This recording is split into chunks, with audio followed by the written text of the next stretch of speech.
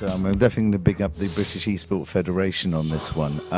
So that runs from 11 to 19, so it's the full secondary and college experience. And they have created a really vibrant league. For instance, one of this is the only bad thing that happened in 2 years within the league. One team we lost very badly. It was our third division team. I just want to put that in there, but we lost very badly, and the other team were not gracious winners, and they spammed "good game." Now, good game is what you say nicely at the end of a game. Good game, you know, but they just all of them started typing "good game," led by their captain. He was instantly, so that's not bad language, but it's bad sportsmanship. It's like, oh, well done, didn't you do well? And when we were trashed, right? So, yeah, sarcasm. And he was banned for the next match, and we lost very badly, as I said. No, that was turned over. It turned into a win. They had that was their one warning for their team, and if there was any more bad behaviour on their part, they would be banned for the rest of the year on the league. And for a lot of these kids, that is their Wednesday afternoon at school. That's their Wednesday afternoon at college. That's the thing they turn up for. And it can also get them to turn up to their other lessons, because, you know, I'm afraid you haven't handed in assignments 2, 3 and 5. Until you do, you're off the team. You're benched. Yeah, and so that can really, and the relationships formed with the students in esport, because you're in their world, but you're going, this is actually how your world should look, and it's a very positive image. So it allows the adults to be in a young person's world and help shape that world. So that adult influence, rather than the lone gamer sitting in his bedroom with no adult supervision, because the parents really don't know what he's doing. He's just playing a game. They don't know he's using foul language or he's degrading somebody online, or that's happening to him or her. They don't know that that's happening, because there's this disassociation with the online world, which is obviously a greater problem. But because in my world, would you allow your kid to go out and play in a park with adults and people unsupervised, and you have no idea what they're doing? Now, I'm of a generation where everybody was allowed to do that, to be honest with you, but things have changed. Things have changed, and we're looking at the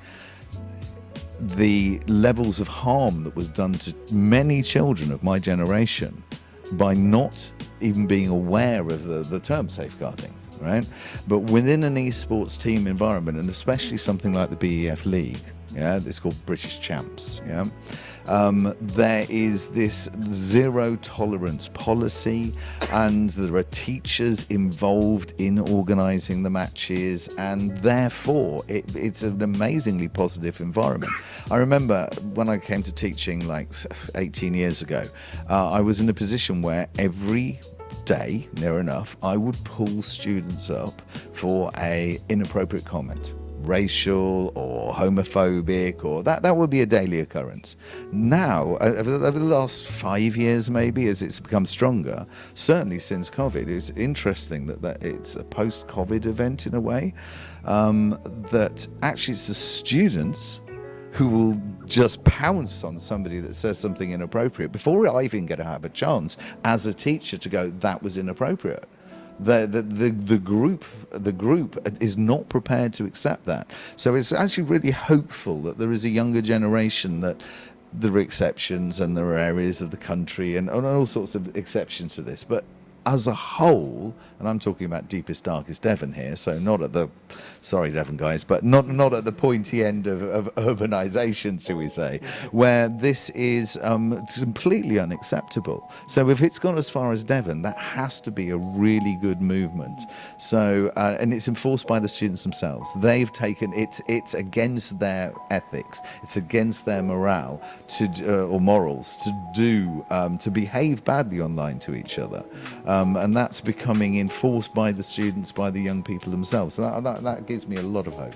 It does. And what that raises in my mind is, well, you're talking about that side of things, and I'm wondering, where is the regulatory system and the regulatory body Could you shed some light on that space? Yeah, we have a problem within esports due to that, and I'm going to actually touch on the Olympics, which is kind of part of it. It's about the IP, the intellectual property. Football is not owned by anybody. Football's football. Tennis is tennis. There's no IP. It's not. It doesn't belong to an organisation or many organisations are part of it, but nobody owns it. So in the Olympics, they're looking at doing virtual taekwondo, for instance. They're very much for that because of the head trauma and the issues. They're thinking about maybe we can't do taekwondo, maybe we can't do boxing, even with the helmet, the padding and all these things, because there is significant evidence now coming up amongst many contact sports, the physical damage that can do up through life. Early Alzheimer's, all sorts of issues that stay with you for life, and it's a big problem in rugby at the moment, and it's very difficult for them. I understand the problems that rugby have, but to mirror the physical sports in a virtual environment, so somebody is doing a kick to the head, but they're not actually making contact with the head. They're doing that physical sport of taekwondo, yeah. But that brings me again back to this IP. We need to pressure, and that's the only way we can do it, because these are individual and very powerful corporations with billions of. Microsoft spent $37 billion, which is like 35 billion pounds or something, depending on the exchange rate of the day, right? Buying Activision EA games, and they added about 10% to their total games market for 37 billion. There is an awful lot of money in this, in games industry. The games and esports industry together, and if you think of it like Formula One to the car industry, that is already 2.5 times the size of all British film and television. And you hear, I've grown up with British film and television. We punch above our weight. It's our cultural export. It's our soft power. So's games. Britain punches above our weight in games. We are really the ruler of Saudi Arabia, or the son that rules, the ruler of Saudi Arabia. He bought Newcastle United. Everybody knows he bought Newcastle United. In the same week, he spent twice as much money on 2 games companies in Britain. No, that wasn't publicised. You didn't see that in the papers, and that wasn't mentioned on news. So the amount of money and investment, and for the future, because everybody can see this curve, and I did the straight line. It's more of a curve. It really is building, and it's going to be a massive future industry. And these are really nascent days. They are really early days in this. So it is going to be the biggest consumer sports. They're going to be the biggest player sports in the world, and we're really close to that period. We're close to that time. So when it comes to the safeguarding, so bring it back, we need to pressurize the companies to do it. Now, there are ways of doing this. There are AI's the thing of this month, isn't it? You can't talk about anything without AI coming into a conversation. But there are very good ways of teaching AI with moderation from human beings to recognize toxic behavior, because many of it is coded enough that parents don't understand that that's toxic behavior. Typing GGGGGGG doesn't sound like anything. What does that mean, right? But in the context, it could be toxic. And toxic, it's a gaming term. Toxic behavior.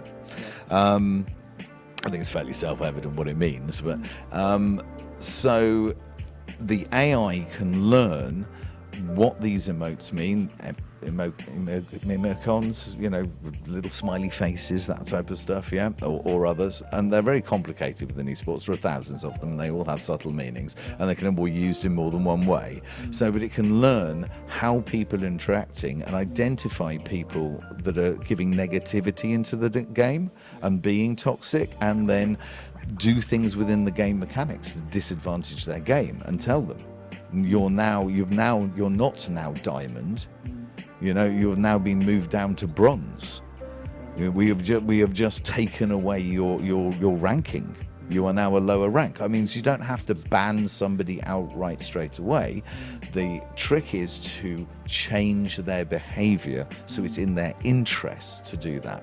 Now, the games companies are beginning to think about this, but they do need more pressure on it. And that is one of the issues. And that's why the Olympics doesn't have, I'm going to mention a game, but Rocket League, for instance, football with cars, and the cars have rockets on them. It's fairly self-explanatory, right?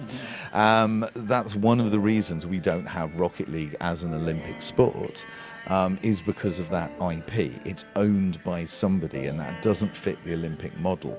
But I think as we go forward, that may change. We may get big producers like Microsoft, like Tencent, these big game companies going, okay, we're going to make this a public domain game. We're going to lose our IP on that. But right now they're making so much money out of each title, there's no motivation for them to do that. But one of the big players will go, okay, we would like to be in the Olympics, we'd like to do that. And to do that, they're going to have to do something about using moderated AI to reward and punish players for their behavior online. But within an actual esport competition, and within esports itself at a semi-pro or amateur level even, that there is a zero tolerance, and that is enforceable. So it's moving that attitude into the general play of casual gamers.